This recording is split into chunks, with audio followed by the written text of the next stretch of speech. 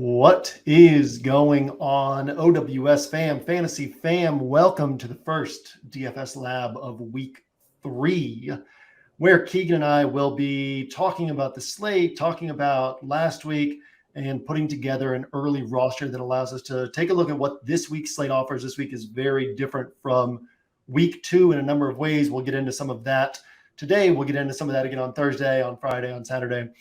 And be able to talk again about the strategy of building a roster alongside that. So stick around. We will get started.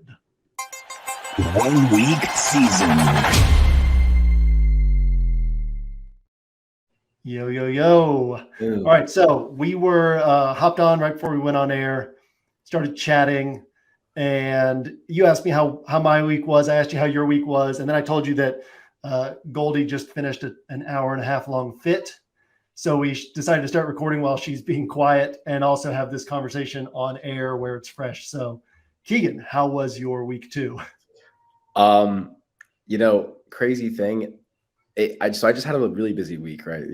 I moved in recently and I'm still moving in. So we had to clean out like our entire garage and then like the attic, we had to clean that out. And that took like 3 days. And then Sunday, I look at my like lineups. I'm like, oh my God, I don't have any lineups. And I'm still cleaning, by the way, this last Sunday, I was still cleaning. And I was like, okay, I'll just hurry and get like 1 or 2 lineups in. I ended up getting 1 lineup in and a couple like prop bets. And actually my prop bets were super successful. I had a really good week on that. I won like 4 separate, 5 to 6 leg parlays. That was pretty nice. Yeah. And then I didn't even because the prop bets were doing so well, I wasn't even paying attention to my DFS. But then at the end of the day, I was like, you have won $40. But oh, nice. It was like a $12 single entry. And dude, I was looking at my lineup and if I had DK and if DK wouldn't have gotten injured, I think I would have been definitely competing in the top 10 for sure. Man, that's a good in one sense it kind of makes you feel like, man, I wish I'd played a little bit more. But in the other sense, I've had some of those slates where you're in that overthinking mode. And I remember one time I was in Vegas with buddies, and it was before DFS was banned in Vegas. And I woke up at I wasn't even planning to play MLB that day. And one of my buddies came into the room yelling, and I was like, come on. And I looked at the clock and it was 5 minutes till the games were about to start. I was like, I'll throw in a roster. And the roster did awesome because there was that time crunch of you couldn't overthink it. So you just had to quickly react and put things together. Sometimes that's beneficial, and those wins can catapult you moving forward. So that's pretty cool. Honestly, if you built a bunch of rosters and put in a bunch of time, it might not have come together as well. And that can springboard you. So did you end up kind of building around that Seattle Detroit game? Yeah, actually, I'm gonna go check and see what I built. While I check for that, how was your fantasy week? How did that It was good, man. It was kind of a crazy week. So I since the middle of last year, I've been doing 150 max in the slant, which is the $9 buy-in. It's 26,000 entries. So we're coming toward the end of the late games, and I had a roster in, I think it was 2nd, 3rd, and 5th in the slant. And then there was one roster right behind me. My most live roster still had 3 guys going ahead. Debo and Darren Waller and Puka were still going in those late games. And so it was pretty clear that I was going to jump over the guy who was in first place because he had nobody left, and I had these 3 guys going. But then there was somebody 1 point behind me who had those same 3 players and Daniel Jones. And so I was like, okay, well, I can't get first place because this guy's going to pass me. But I was like, I'll probably lock in second unless something crazy happens. Turned out that guy is an OWS sub, and he posted in the Discord in the Binks channel, and he said, Jay, if you're wondering why the only roster that beat you in the slant looks so similar to yours, it's because you helped with it. So that was pretty cool to have get that second place finish in a 26,000 entry tournament, and then also have a subscriber finish in first place. So that was cool. Ended up the other 2 rosters, just the way that the craziness of those late games, the way they ended, those other rosters dropped out of the top 10. So I think they finished maybe 12th and 14th or something like that. And main roster, like my main single entry that I put into high dollar single entry didn't do well. It was just a poor choice on what I put into there, but all my other 3 max and single entries did well. So yeah, really nice weekend. Ahead of pace, pretty significantly ahead of pace on like what my goals are for the year. So yeah, not a bad way to start the season, especially since the business side of OWS keeps me so busy early in the season. And I typically, my edge, as I've talked about, is blending my DFS theory knowledge with my NFL knowledge. And that NFL knowledge doesn't really start coming around until like week 5, week 6, in terms of really knowing, like being ahead of what other people know about these teams. So yeah, typically like week 6 on is when I start getting really good with my DFS play. So starting hot is a nice way for the season to get off, because you just feel like you're ahead of the game a little bit. And I still have probably my best week still ahead of me. So definitely pretty nice. Have you had a chance to look at this week 3 slate much? What's the roster? I want to see what's the roster. But the slate also I'm super excited about. I got to look this week and even better look this morning. So nice. All right. So I got actually I had the Seattle Detroit game. So I had Jared Goff as my quarterback. Nice. Had Rashad White. There you go. And Ryan Robinson Jr. Yes. So, you know what? I got off of him on Saturday night when I was building my pool. I kept looking at him. And then I was like, what is his ceiling really? Which actually there's some interesting theory stuff to talk about there, but really like that play. Cool. I'm glad you do, because they were both like 5-5, and I had the Cowboys defense, so I had to go a little cheaper on the running backs. And then I had St. Brown and DK. And then I had Westbrook Ikini. Nice. I grabbed him because we talked about it. Yeah, we talked about him. Like last season, I won like a tournament because of him. I was like, yeah, he'll do. His 31-pointer last year. Yeah. And then I had Musgrave as my tight end. He got like 4 points, but I mean, like, I still did decent. So yeah. And I had a CeeDee Lamb at the flex in the Cowboys. Cool. Defense. Oh, very nice. Very nice. Yeah. So one of the things that I again, the beginning of the season is so crazy for me. One of the things I didn't start thinking about till Saturday night, which is pretty obvious, but is that if you were betting on a cheap running back, like we knew Joshua Kelly was going to be popular. And if you're betting on a cheap running back last week, you know that they have to beat Joshua Kelly or you're behind the sticks, right?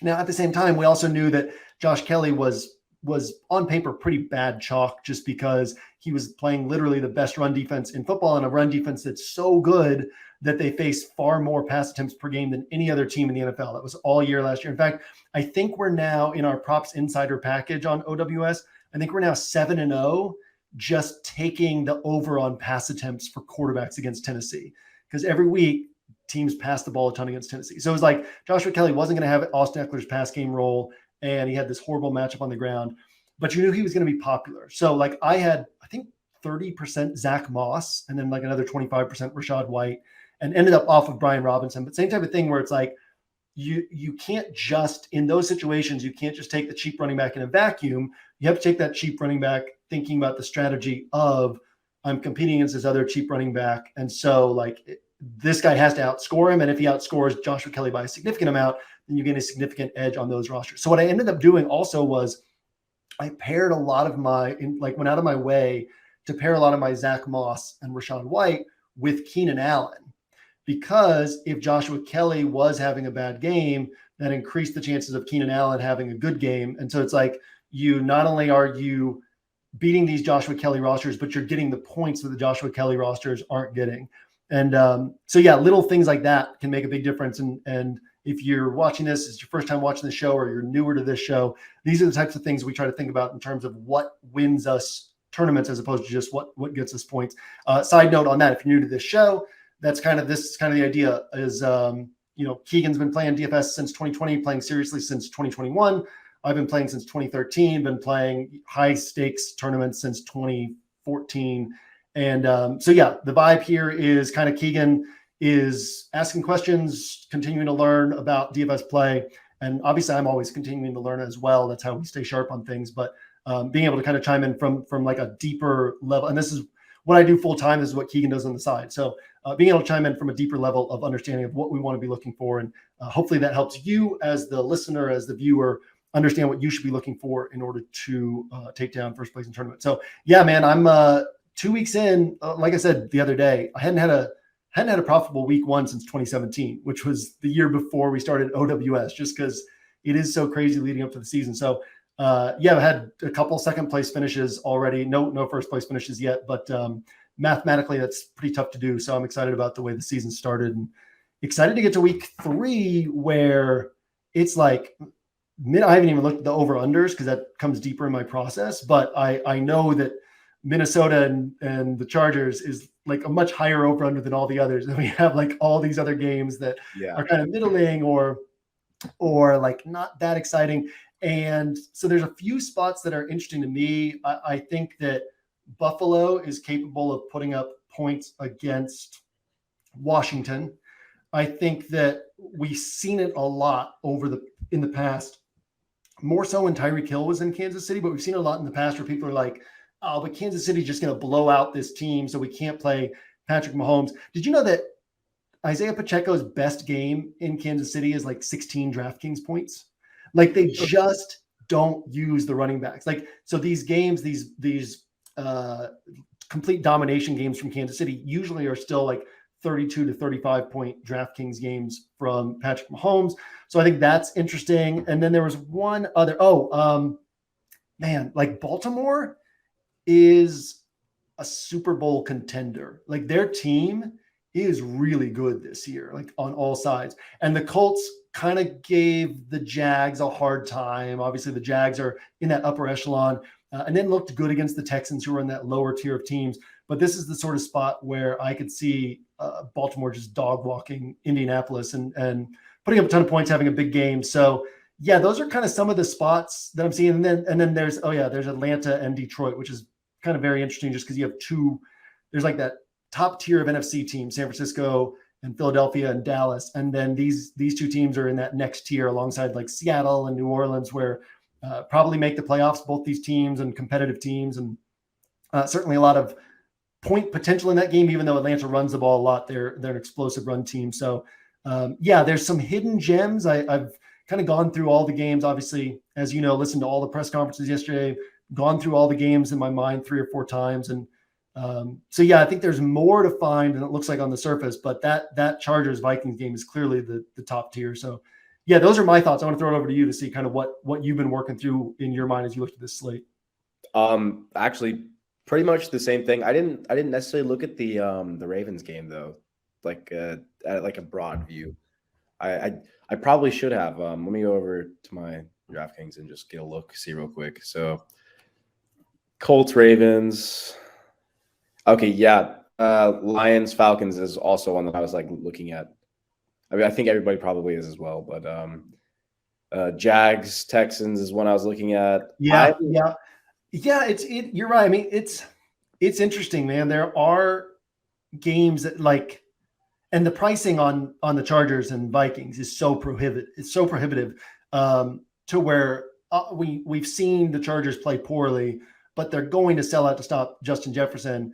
Is he going to score 25 to 30 points? Probably, but like at 9,300, you might need a little bit more than that, you know. And there are a lot of wide receivers this week, so like, does Tyreek Hill score 40 against Denver in what probably won't be a high-scoring game? He could, but probably not, right? He probably if he has a great game, he probably scores 30. If Jefferson has a great game, he probably scores 30. And so you kind of overpay for those. Not to say that we're making decisions to not do that on our rosters, but you get down to like the 6K range. Mike Williams can score 30 at 6K. Gabe Davis can score 30 at 5,800. Amari Cooper can score 30 at 5,700. Terry McLaurin has, outside potential for like a 25, 28 point game. So there are some guys down here. Christian Kirk can always pop off. Zay Flowers can pop off. Nico Collins can pop off. So yeah, this like cheaper wide receiver range is actually kind of interesting as well. It's just a weird week because pricing's all over the place, even at like in terms of what production you think you'll get for the price tag. Tony Pollard, 8K in what should be a blowout against Arizona. Brian Schottenheimer said on Monday, he said, like, will Pollard get that type of workload, the workload he got last week. He said, will Pollard get that type of workload every week? He said, I don't know. But it kind of implied like probably not. But he was kind of saying like he established that he can do that. So I don't know that Pollard's getting 27 touches if they win the blowout against Arizona. Bijan Robinson, they're kind of limiting him to this like 17 to 22 touch range. So he's got to be super efficient at 7,800 to get up to, 25, 30 points. So yeah, it's just a kind of a weird week across the board. Yeah, I agree. I like it though. I really like the pricing this week, maybe except for Jefferson, obviously. Yeah. But you always want to play Jefferson. But yeah, man. My dad was telling me today about the throwing rate, like for the Vikings, which is like apparently never happened since 2006, I think, 2005.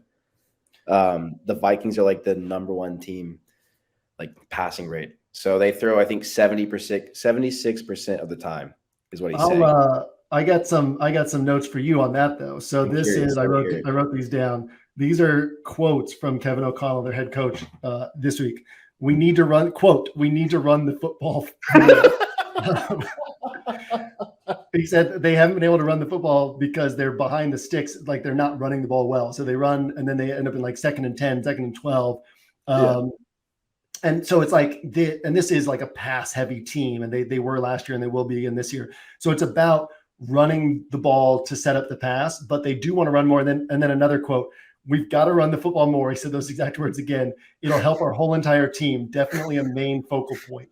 On top of that, Alexander Mattison dealt with like some attacks on social media that got publicized this week and like were publicized in the locker room. Did you see about that? It was like, people telling him to commit suicide, a bunch of racist stuff. And that's ridiculous.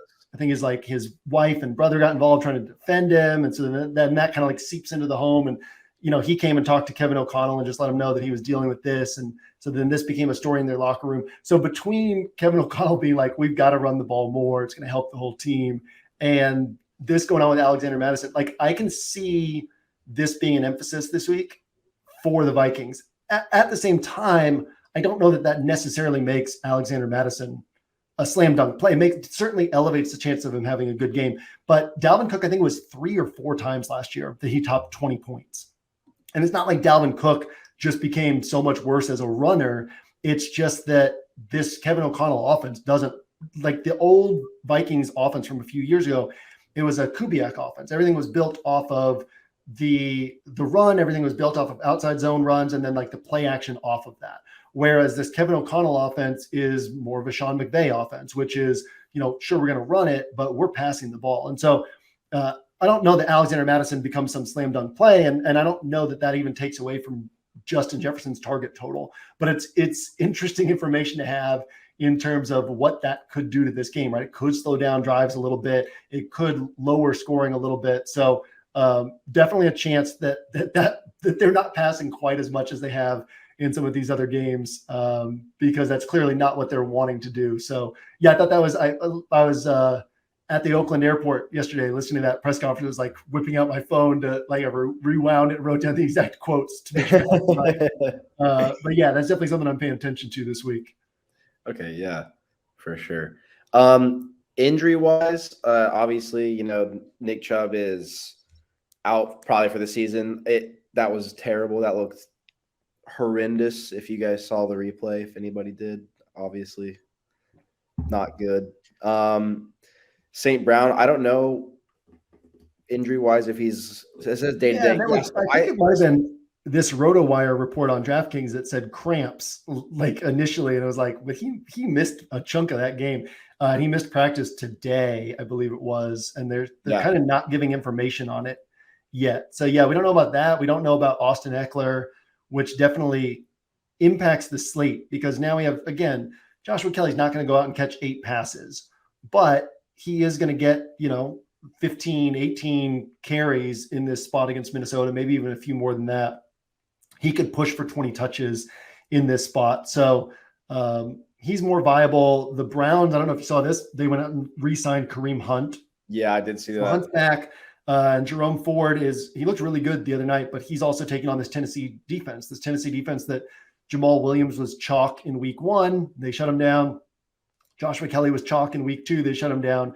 So it'll be interesting to see if the field gets behind Jerome Ford this week in this exact same matchup that's burned them 2 different times. But, Right.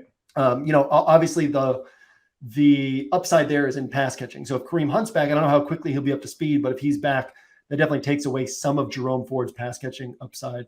I'm actually, last year I kept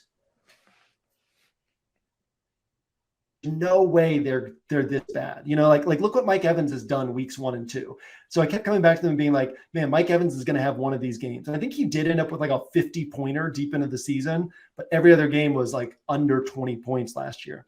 So I'm kind of that way right now with, who was it? I lost Cleveland with Deshaun Watson. Like now they're playing Tennessee. They're going to throw the ball a ton. And they've got Amari Cooper, they've got Elijah Moore. Like both of those guys are going to see 7 to 10 targets, and they're both cheap. Elijah Moore's 4,700, Amari's 5,700. And yet I'm also like, the Titans are a borderline playoff team, and they do it not with talent, but they do it just by making confusing opponents, making it hard for them to score touchdowns. Guys rack up a lot of pass attempts, sometimes rack up a lot of yards, but they just don't teams don't score 4 touchdowns against the Titans. Typically it's usually 17 points, 20 points, something like that. So then it's like, man, is Deshaun Watson just going to come out and throw 40 times for 250 yards? Is he going to run for only 15 or 20 yards? So yeah, that's an offense that's going to be interesting for me to sort through this week because he's looked genuinely bad. And, it's also watching these press conferences. I listen to all the teams, all the players as much as I can every week. All these other young quarterbacks, like Desmond Ridder for the Falcons was talking this last week about how he grades himself after every game. And they were like, what was your grade this last game? And he played a great game. He's like, probably a C. He's like, I haven't watched the tape yet, probably a C. And they're like, what do you need for an A? He's like, I need basically a perfect game. He said, how many A's have you had, in your lifetime playing quarterback? He's like, not many. And they said, what's the last A you got? He's like, probably early in my career in college. And then Deshaun Watson, after his game, they're like, do you think you're playing at your best? And he's like, I could do a little bit better, but so could the team, so could everybody else. And I'm like, dude, every other quarterback, especially these young guys who've been gone through all the camps and been trained their whole life to be NFL quarterbacks, they're like, put it all on my shoulders, and anything that could be blamed on anyone else, they take it on themselves. And Deshaun Watson standing up there like, well, it's everybody. And it's like, sure, that might be true, but that's not your job to say that. And it's not your job to be like, yeah, I maybe could do a few things better. And it just doesn't look like, it looks like it's a funny thing to talk about because it's not concrete. We can't look at it analytically, but Trevor Lawrence, Lawrence looked like a bust the first half of last year. And then all of a sudden, it switched and he looked like Trevor Lawrence.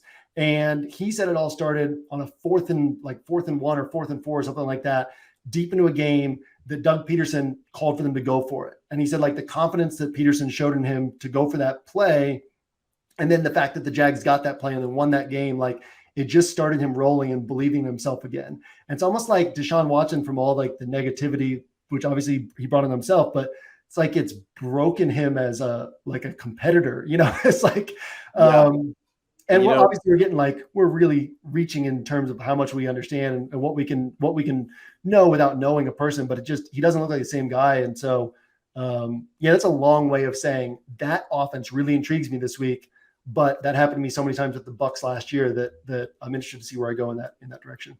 So it's funny that you say that. I think maybe a couple of days ago I saw just a compilation of interviews with Jalen Hurts and how he's always talking about how he's like, money's great and all, but championships are better. And he's saying all these motivational quotes, and someone in the comments he only talks in Instagram quotes. The dude's a boss.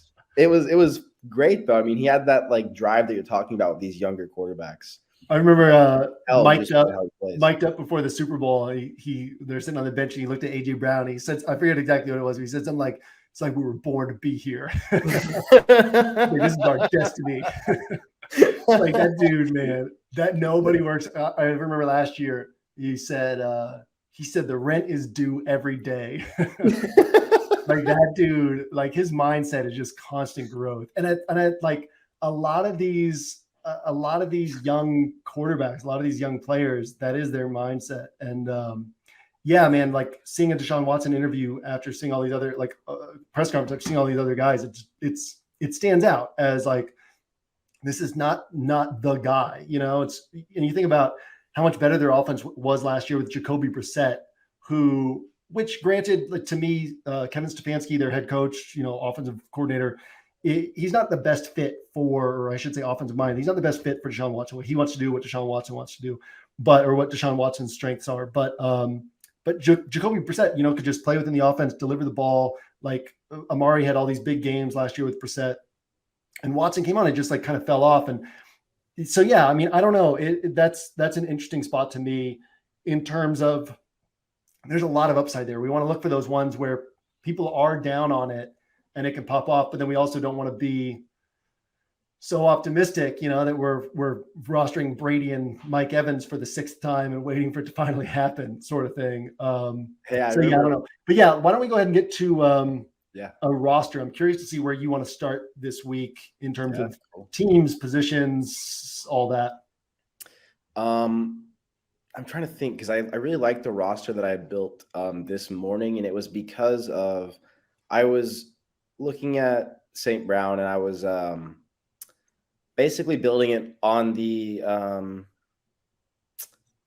saying that he's going to be out basically. Okay. And I wanted to take their second wide receiver, Josh Reynolds. Yes, Josh Reynolds, and put him on there just because he's so cheap and he could get, you know, a decent amount of points because they're still going to throw the ball. Yeah. Oh yeah.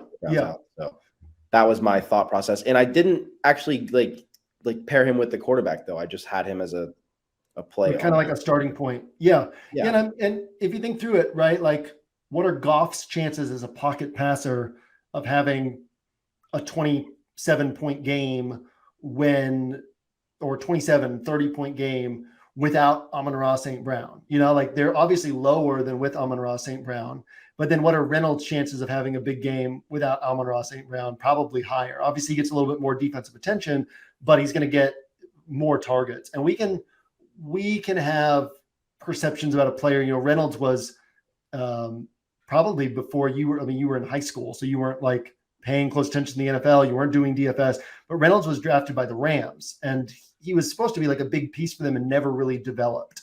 So already the perception around him is somewhat negative, like, oh, this guy's not good. And then he came over, you know, with Jared Goff to be on this team, or maybe he came over a year before, but like they paired him up with Goff, and Goff loves him. The coaches love him. Like, yeah, he's not an alpha receiver, but he still is a solid number 2 receiver, right? And a solid number 2 receiver can put up, as we've seen him do so far, can put up numbers. So, yeah, I think the downside is pretty low there, right? His bad game, he's going to still get you like, it's not like the 4,200 guy who could get you 0. His bad game, he's still going to get you 8, 9, 12 points. And his good game, you know, especially if St. Brown's out, is really nice. And it's one of those interesting setups too, Keegan, where if St. Brown doesn't play, this is a good play. It'll be popular, but obviously he can get the targets. And then if St. Brown does play, it's still a good play because nobody will roster it. And we see these scores 12 and 22 with Amon-Ra St. Brown playing, right? So either way, like there's value in this play. So yeah, I like that starting point there. And obviously you don't have to play him if St. Brown's active, but it's one of those things where we can kind of think through both sides. It's like, oh, either way, this play makes sense. Right. Okay, cool. That was awesome. That's a lot.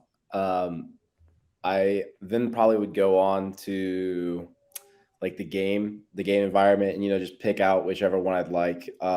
I like Houston Jags, obviously Detroit, Atlanta. That's what we just talked about. And then I think I kind of want to go towards, just because we picked out such a cheap piece to start with, I kind of want to like hover around the Vikings Chargers. Obviously it's going to be popular, but there's like so many ways you can play it. Yeah, absolutely. Yeah. Yeah. And one of the things we'll want to think about if we end up with the popular pieces from the Vikings, and if St. Brown's out, is that this then becomes a pretty common starting point of like, okay, I saved money on Josh Reynolds, who's a starting wide receiver who's underpriced, or like a number 1 this week who's underpriced. And that allows me to get up to the Vikings and Chargers. So that doesn't even dictate anything for us yet. We could still play Jefferson and Keenan Allen or however we wanted to go here.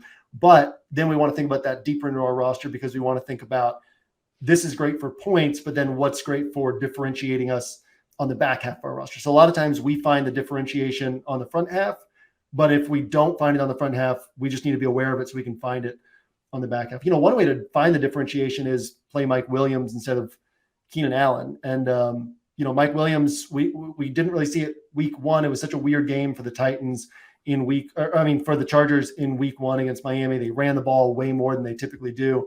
But the idea this year is that Mike Williams is in the slot a lot more. And he's one of these big slots where he can get these targets, these shorter area targets, right, which kind of boosts his floor and then still get the downfield work. So coming into the season, the expectation was he's going to get a lot more work than he has in the past. And we see it with the 13 targets last week. And then on top of that, that means Keenan Allen has moved to the perimeter a little bit more. He still runs a lot of slot snaps, but he's moved to the perimeter more than normal, which is giving him a little bit more upside. So what Kellen Moore is doing with his offense is actually giving Keenan Allen more ceiling, Mike Williams more floor, and more opportunities for ceiling. So both these guys are a little bit more valuable than they've been in the past. And people will typically go to Keenan Allen over Mike Williams. So if we're early on understanding, no, Mike Williams' role is different, he's safer than in the past. Actually, let me go to, I'm going to pull up Mike Williams' game logs from last year. So, So you said we're going different, and this probably wouldn't be different, possibly because it's going to be popular play. What about the Cowboys at the defense? They've been doing crazy. Yeah. I mean, and again, it's like we talked about last. They weren't that prohibitively expensive last week. I mean, that prohibitively high owned last week, right? Because they're expensive, people end up not wanting to play them. So I think they're 4,400 this week, right? Yeah, and I mean, so they got 37 points the first week. They got 15 points the second week. Obviously, they're not going to do that every week. But if you think about it as like it's a $4,000 player, and they're getting 15 points for you, yeah, that's great. Okay, so this is fantasydata.com, which I always use to find past game logs for people. But we can see Mike Williams' game logs right here, and you see like a 28-pointer, a 22-pointer, a 26-pointer, a 21-pointer, a 26-pointer. So like, and some of these were with Keenan Allen out last year, but like he's capable of putting up these big games, right? And at 6K, that's a lot of ceiling to grab in a game environment that we like. So, and adding the Cowboys defense definitely going to make it different because people who are paying up for, say, Justin Jefferson, if we go that direction, aren't going to also pay up for the Cowboys by and large. So that's another nice little separator for us. So we got Mike Williams on here from that game. Do you want to add Justin Jefferson, or you want to go a different direction there? Yeah. Before we figure that out, I do want to ask about two other players that I'm curious why they're still cheap. And you might have an idea of who I'm talking about. They're wide receivers. One of them's for the Chiefs, one of them for the Broncos. Oh, okay. I was thinking you were going to talk about Texans guys. Really? Yeah. I had a Texans guy. I had 40% Tank Dell last week. Now he's still 3,600. I don't know what they're doing with him. Yeah, exactly. Sky Moore is one of the guys that I was going to want to talk about. Is he going to be like the wide receiver one for the Chiefs from now on, or is it still going to be Kadarius Toney? No, I mean, they don't really have a wide receiver one. So if you look at, I haven't looked at their snaps from week 2, but week 1, I don't know how many plays they ran. A typical NFL team, you're running 65 to 70 plays. So let's say they ran 70 plays. This is off the top of my head, but I think Sky Moore had like 44 snaps or something like that out of 70. Whereas, if you're Justin Jefferson, you're playing 70 out of 70. If you're Travis Kelce, you're playing 70 out of 70. So you had like 44 out of 70. Kadarius Toney had like 25 out of 70. Marquez Valdez-Scantling had like 51 out of 70 just because his role is to keep running wind sprints and like spread out the defense. Keep running wind sprints. And so like they're mixing in and then they'll run a bunch of 2 tight end sets. They'll run so their thing is like these 4 targets for Sky Moore. That's going to be kind of where he's at. And then he had the long the long catch last week was just like a scrambled drill where, and if he doesn't have that, then he ends up with, I forget how long that catch was, but it was like around 50 yards, right? So then he ended up with like 20 yards receiving instead of 70 yards receiving, and the stat line looks totally different. So, yeah, I mean, he's out there about half the game, maybe 2/3 of the game. He's going to have some plays designed for him, but those are primarily going to be close to the line of scrimmage. He's not really getting downfield plays designed for him at this point. And that offense is really still looking for its identity in terms of what they can scheme downfield, because a lot of their scheme stuff is kind of short area stuff right now. I do think that most teams look at the first 4 weeks as figuring out what they do well. And, D'Amico Ryan, the Texans head coach, talked about this week, is like, he might have an idea of how he wants to win games, but through those first 4 weeks, he might find like, oh, our actual best way to win games is doing this, right? So you have to adapt and adjust.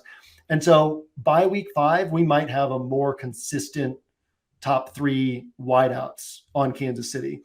But for now, it's just kind of mixing and matching things and figuring out what they have. Okay. Yeah, I remember you mentioning last year that the Chiefs were trying to create more plays for him, and yeah, that's what came to my head whenever I was looking this morning. It was just like, okay, yeah, and definitely, like, I had a little bit of Sky Moore last week in large field play, but it's just there's like the pool of players for me that you feel really confident in their role and their shot at hitting for ceiling. And then there's the pool of players that, like, in large field play, I'm putting them on like 5% or 6% of rosters where it's like, this guy can have a difference making game. So I want to account for that, but there's no predicting it. And so Sky Moore still falls into that bucket for me of like, he can have a difference making game, but it's almost impossible to predict when it will happen. So you kind of, you throw him on a roster and hope.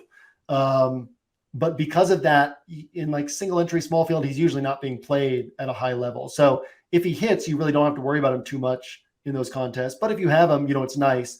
The problem is, more often than not, he's gonna hurt your roster instead of helping you. And then, like, last thing with Sky Moore, you also I feel like you want to think about what game, like who they're playing at that moment, and what do you think about the game that they're going to be playing this Sunday? Yeah, I mean, how are they going to fit him in that scenario? Yeah, so I guess one way to look at it is, we'll start from this starting point. They should dominate the Bears. The Bears look bad right now.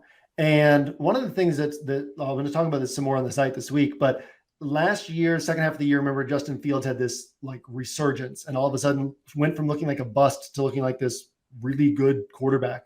So what happened around that point was Luke Getsy, their offensive coordinator, had gone back and studied a bunch of old Ravens film, like the early Lamar Jackson days, where they were just like, hey, let's just make him part of our run game.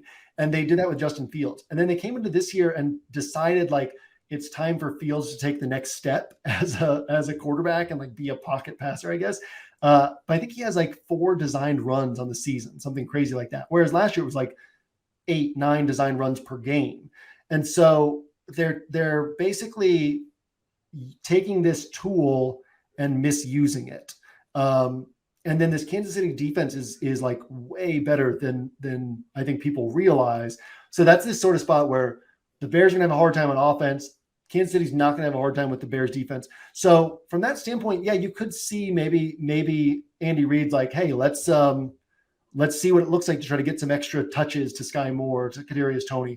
But I mean, that's pretty guesswork driven, right? We're just like, we're taking a player we want to play and we're saying, here's how he can have a good game, which he certainly can. But it's not like that's something we can act on proactively. So yeah, Sky Moore, definitely the kind of guy I would play more in large field and probably even large field multi-entry. Even if I'm only putting in 1 entry, if it's a contest where other people can put in 150 entries, that's where I want to put Sky Moore in, because I recognize he'll be on some rosters. And if he hits, surprisingly for a huge game, then I want to make sure I'm accounting for him. But he's not a guy I'm kind of going out of my way to play. Okay. And the second cheap guy is Marvin Mims. And obviously he had, I think, was it 2 touchdowns or 1 touchdown? 1 touchdown, 2 catches, like 110 yards, 113 yards, something. And one of them was from the kickoff, right? Oh, I don't know. Did he score a touchdown on a kickoff too? No, he didn't score. I'm pretty sure he just had a really long. Okay, gotcha. Yeah, so I think he played like 15 snaps in week 1. So again, out of, well, actually the Broncos, it was a weird game for the Broncos week 1. They had 6 possessions, which usually you have about 10 possessions. So they didn't have as many snaps to go around. A typical game, 65 to 70 plays. He played 15 plays week 1. Week 2, he had 2 targets. They asked Sean Payton about, after his second catch, his long catch, he didn't have any more targets. And Sean Payton basically just said, he's still learning the game. There's other guys you want to get the ball to, So Sean Payton would do this thing with the Saints, and he's doing it again now, where it's like you look at the box score for the Jags, and 5 guys get targets, and it's the 5 guys you expect, right? It's like Travis Etienne, Zay Jones, Calvin Ridley, that list, right? You look at the 49ers, like basically 4 guys get targets: Christian McCaffrey, Debo, Ayuk, and Kittle, and there's maybe like 2 or 3 targets go to other guys. Well, you look at the old Saints, you look at the Broncos, and it's going to be like 9 guys get targets, 10 guys get targets. And Sean Payton wants the defense to never know. He's got, I guess the core thing here is he runs out different personnel packages on different plays. So it's like, it's not like, hey, here's our starters. It's like, here's this package of players. Here's this package of players. And then whichever package of players is on the field, you don't know who's going to be getting the ball out of those players. So it kind of throws the defense off that way. So Mims is like a long, long way from being a featured piece and being somebody we can rely on to see consistent targets. But, he's going to get these 2 to 3 targets every game, and maybe he'll have a random game with 4 or 5 targets. But he's going to mix in like some zeros, basically, with some 20-pointers this season. So, yeah, another guy like Sky Moore with super broad range of outcomes. And then you said Tank Dell you like. My guy, the dude just gets open. In fact, Nico Collins' touchdown was a pass to Tank Dell that Nico Collins jumped in front of him. And then Tank Dell had a couple long plays called back by penalties. I think he had another touchdown that was called back by penalty.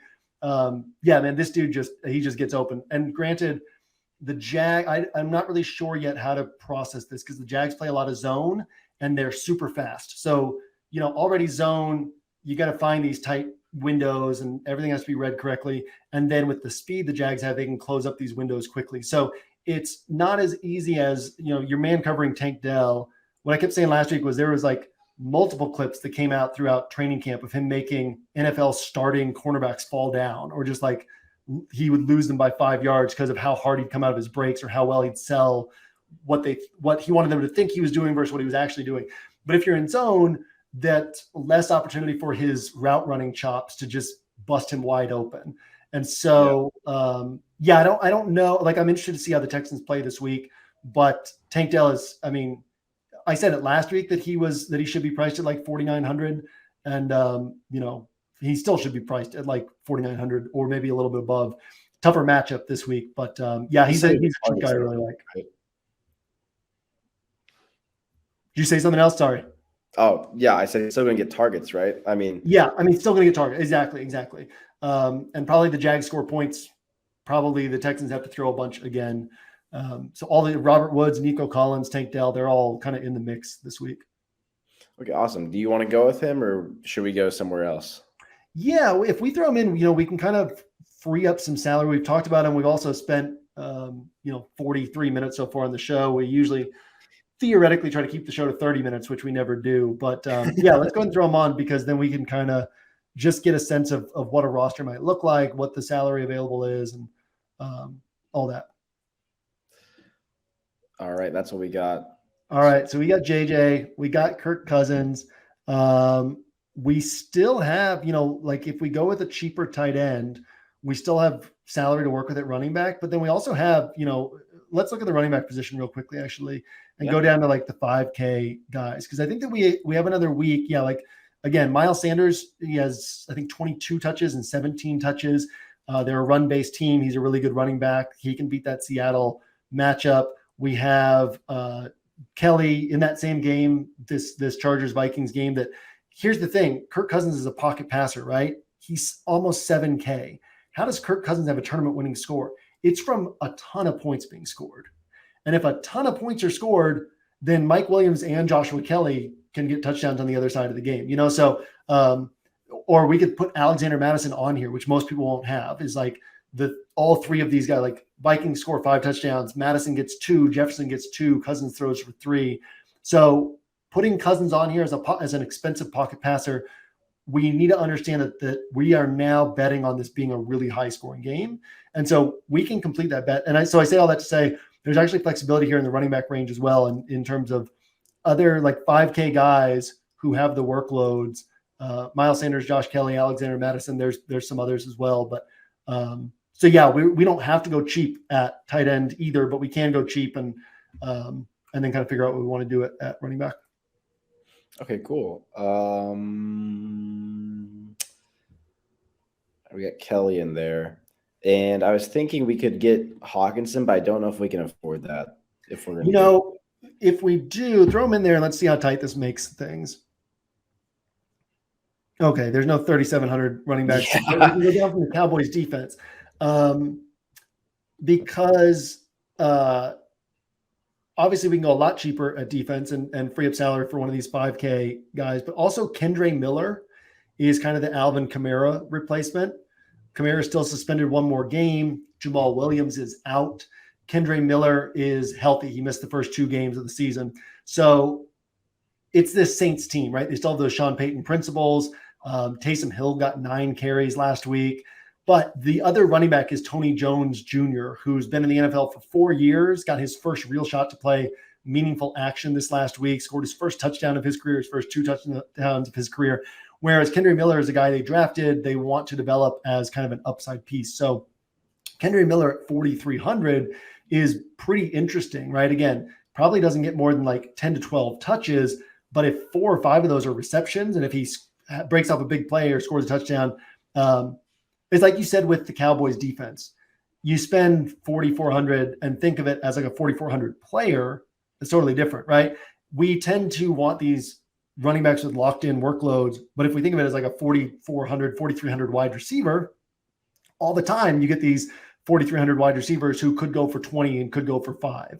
And that's kind of what Kendre Miller is. So just in terms of player, he fits as well this week. And we have the salary for him. Although, you go all the way down to the Jets, we kind of might have just about enough to do something a little more interesting. Tyler Algier is actually interesting because he's going to get 15, 20 touches. And most people won't play him. So now we talk about let's pretend that Amon-Ra St. Brown's out. Well, we've got a popular setup in Joshua Kelly's probably going to be popular. Jefferson's going to be popular. Reynolds is going to be popular. And like Reynolds is going to be a popular way to open up the salary. But then we're like, okay, but we also added Hawkinson to this roster. Most people with Jefferson won't have Hawkinson. We added Cousins to this roster, which people will have him, but like, you can only roster one quarterback. So that cuts down on ownership. And then we add in Mike Williams instead of Keenan Allen. We have this overstack on this game. We throw in a running back in Tyler Algier, who most people won't have, and it works well with our Josh Reynolds play. So all of a sudden, our roster, even though we have some really popular pieces on it and a kind of popular starting point with Reynolds and Jefferson, it becomes super unique. And if this, we started out the show saying there's this Minnesota Los Angeles game, and it's head and shoulders above everything else. And then we went through all these other games. We're like, this game could pop off. This game could pop off. This game could pop off. But what we were basically saying is what's likeliest is that this game is head and shoulders above all the others. And so now you've placed that bet. You've placed a bet saying Minnesota, Los Angeles is head and shoulders above everything else. And because you've gone heavy on that bet, it's different from what most people are doing. Point being, you've placed a bet on what's likeliest to happen, like that being the game that people had to have. And yet most people won't build in this way because they want safety. They don't want to over bet on one game. So this game's 42-38 and next highest game is the Chiefs scoring 20, winning 27-10, and then everything else is in the 20s and teens. You're so far ahead of the field with this over bet. Great roster for smaller field contests, 5,000 fewer entries. I really like it. Really like what we ended up with. Do you have any thoughts on this before we hop out? I also like it. I'm going to save it and maybe mess around with it a little bit. Nice. See what else I can do. Yeah, it's a good starting point for sure. And there's definitely some other directions we can go. Like the Jets defense call, obviously. Mac Jones susceptible to mistakes and turnovers, and Jets defense is one of the most elite units in the league. So cool. Yeah. Any other final thoughts before we get out of here? Nope. All right. We will see you on 1 week season throughout the week. We will see you on the 1 week season podcast feed. And we'll see you back here Thursday, Saturday for more DraftKings builds. And we'll see you at the top of the leaderboard on Sunday.